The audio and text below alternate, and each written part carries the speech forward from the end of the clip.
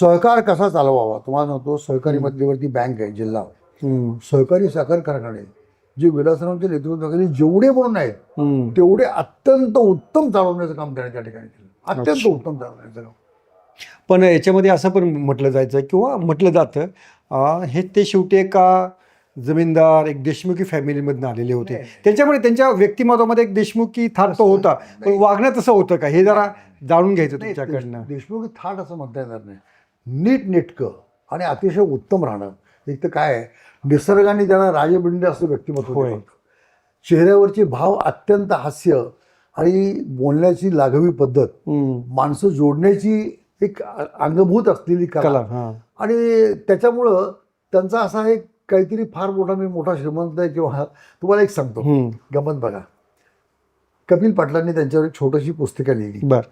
आणि माझे आमदार आपले, आणि मग छोटी पुस्तिकाचं शीर्षक त्यांनी दिलं देशमुखी, बरं का. आणि ते दाखवायला आणलं की आता आपण हे शीर्षक देऊन पुस्तक हे करतोय.